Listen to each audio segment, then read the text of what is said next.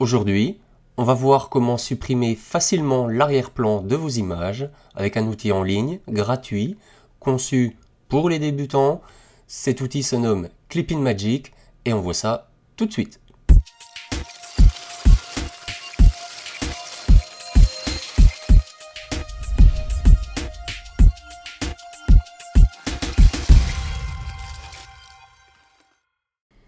Nous allons maintenant nous connecter au site qui vous propose ce service.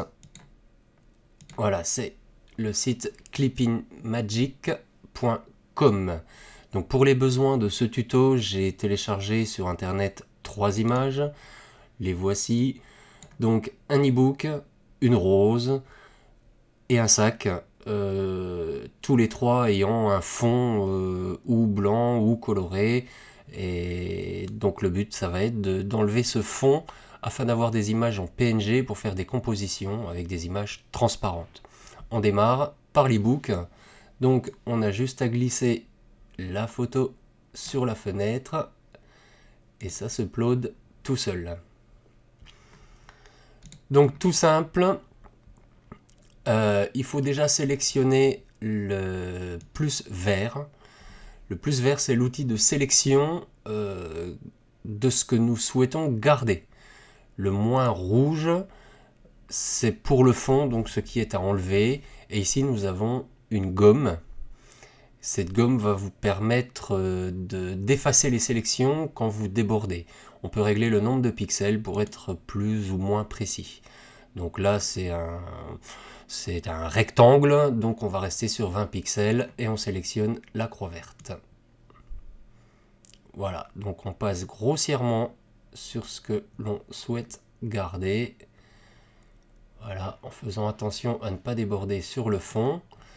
Une fois que ça c'est fait, on se met sur le moins rouge pour sélectionner donc ce que nous souhaitons enlever. Et vous voyez en temps réel, à gauche comme à droite, donc le fond s'enlève, la sélection se fait automatiquement.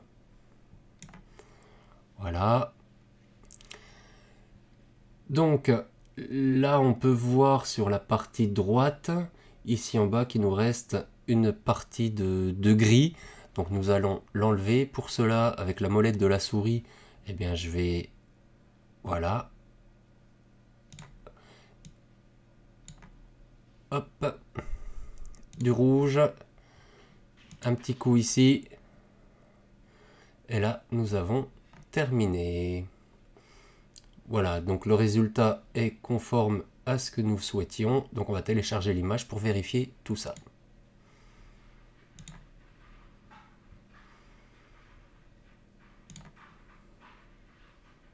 Voilà.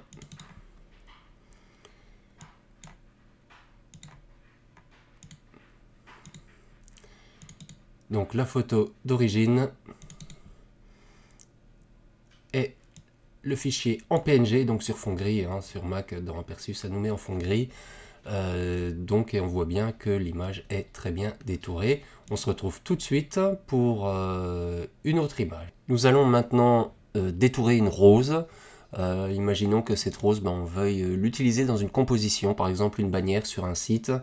Allez, c'est parti, on upload.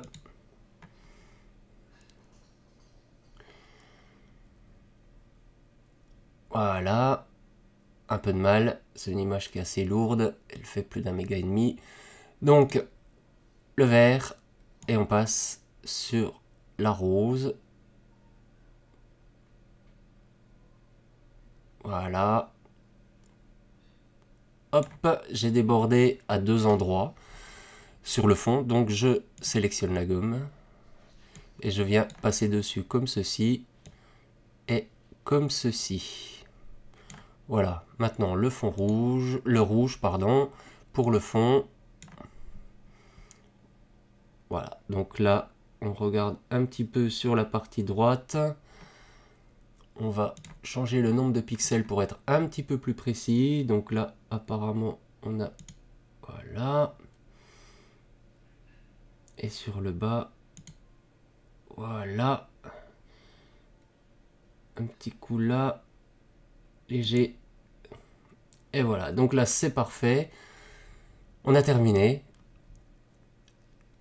Et télécharge le fichier pour voir ce que ça donne. Donc l'image originale et l'image retouchée. Donc comme on peut voir, elle est très bien détourée. Donc on revient sur la page d'accueil du site. Et on va faire le sac qui a un fond un petit peu plus compliqué.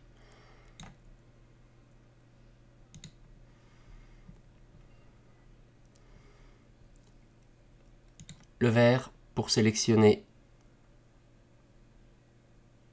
le sac. Donc dans cet exemple, ça peut être une photo d'un commerçant qui veut mettre ce produit sur son site internet, et pour harmoniser les couleurs de présentation sur son site, peut donc rendre l'image transparente et la mettre sur un fond blanc qui aura visuellement un plus fort impact qu'un fond qui pourrait être à chaque fois différent.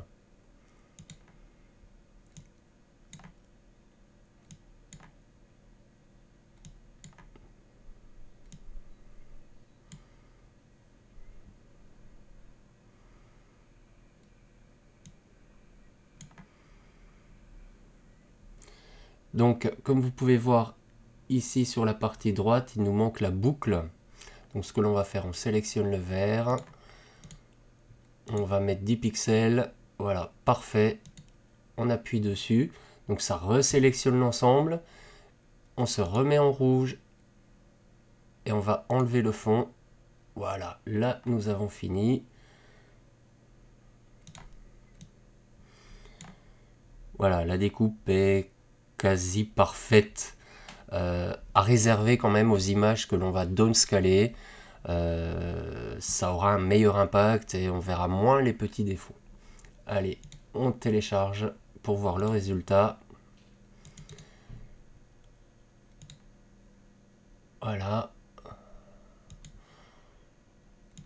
Donc la photo originale et la photo détourée. Voilà, on a fini. N'hésitez pas à me dire en commentaire ce que vous avez pensé de ce tuto et comment vous allez pouvoir l'utiliser pour vos produits ou pour vos projets.